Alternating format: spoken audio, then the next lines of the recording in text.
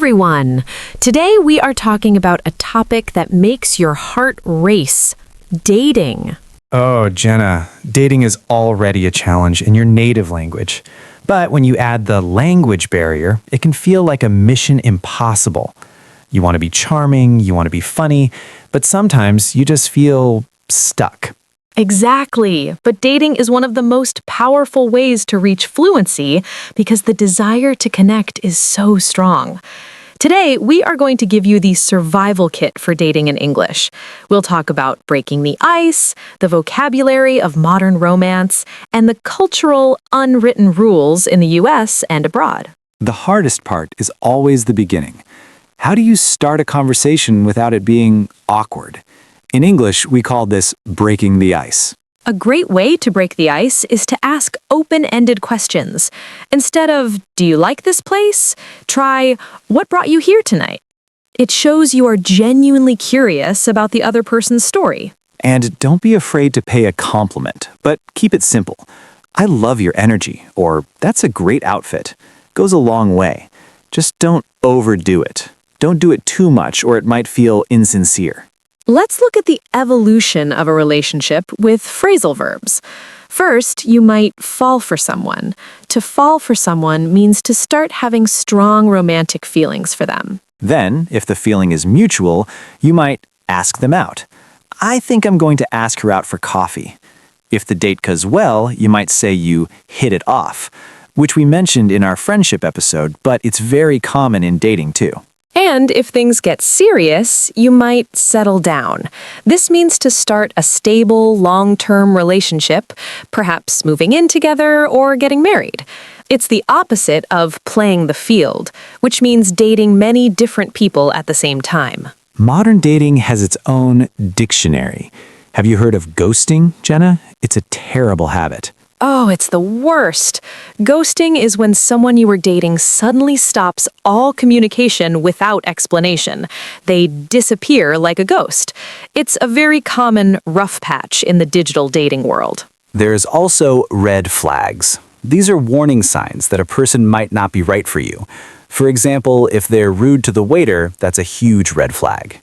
How do you show you are interested without being too aggressive? You can use phrases like, "I've really enjoyed getting to know you," or "I'd love to do this again." If you want to be more subtle, you can say, "I really value our connection." It's a beautiful way to show that the person is special to you. Remember the mindset pillar. Be honest about your desires, but be respectful of the other person's boundaries. What happens when the conversation stops? The awkward silence. My tip? Don't panic. You can actually use the silence. Smile, take a sip of your drink, and say, "I was just thinking about what you said earlier." That's a pro move.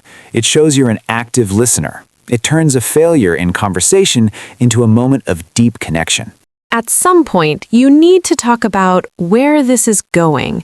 This is a common expression to ask about the status of the relationship. Are we exclusive, or are we just seeing each other? Being able to have this conversation in English is a sign of high emotional intelligence. You can say, "I'm looking for something a bit more serious," or "I'm just enjoying life and seeing where things go right now." In the US, dating is almost like a hobby.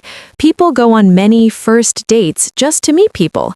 In other cultures, a date is a very serious commitment from day one. That can cause a lot of confusion. In English-speaking cultures, we often have the talk, the DTR, define the relationship, only after a few weeks or months. Understanding this time frame is essential for your mental health while living abroad. Rejection is part of the game. If someone says they aren't interested, the best thing to do is to take it in stride. This means to deal with a problem calmly. You can say, "I appreciate your honesty. I wish you the best." It shows you are a mature, confident speaker. No hard feelings. Ultimately, dating in English is about identity. You are learning to be romantic, vulnerable, and funny in a new way. It's a transformation. Don't wait to be perfect to start dating. The best way to learn love vocabulary is to be in love, or at least to be in a conversation with someone you like. In 2026, we can't ignore the apps. Everyone is swiping left or swiping right, but there's a specific language there. For example, what is a bio, Jenne? Your bio is your biography, but it's a very short version. It's where you try to sell yourself, which means to highlight your best qualities. You might say you are a foodie or an outdoor enthusiast. It's all about creating a desire for the other person to match with you. Some people look for the spark, that immediate electric connection. But in English, we also talk about a slow burn. This is a relationship that starts as a friendship and slowly becomes romantic. I personally prefer the slow burn. It's more stable. For English learners, this is great because it gives you time to get comfortable with a language before things get too intense. When you are on a date, you need to read the room. This means to understand the emotions of a situation without anyone saying a word. Are they leaning in? Are they making eye contact? If they are looking at their phone, they are phubbing you. We mentioned that in our time episode. Nonverbal communication is 70% of the date. If you don't have the words yet, use your smile and your posture to show interest. Many students get stuck in small talk, weather, work, traffic. But to really connect, you need to pivot to deep talk. A good transition phrase is, I'm curious, what's something you're really passionate about lately? This moves the conversation from the brain to the heart. It's a B2 move that shows you value human connections. Dating is also about protecting yourself. You need to set boundaries. If someone is moving too fast, how do you say that politely in English? You can say, I'm really enjoying our time, but I'd like to take things slow. Or, I'm not comfortable with that yet. Using yet is a great softener because it doesn't mean never, it just means not now. Have you ever been the third wheel, Jenne? That's when two people are on a date or are a couple and you are the extra person just hanging out. Oh, it's so awkward, but it's a great idiom to know. If your friend says, do you want to come to dinner with me and my boyfriend? You can say, no thanks, I don't want to be the third wheel. This is a big question. Should you talk about your ex-boyfriend or ex-girlfriend on a first date? In many English-speaking cultures, it's a bit of a red flag. Definitely. If you talk about your ex too much, it shows you haven't moved on. To move on means to recover from a breakup and be ready for someone new. Keep the focus on the person in front of you. This is a cultural minefield. Do we go Dutch? To go Dutch means everyone pays for themselves. In 2026, going Dutch is very common on a first date, but some people still prefer the traditional way, where one person pays. The best way to handle this in English? Just ask, shall we split the bill?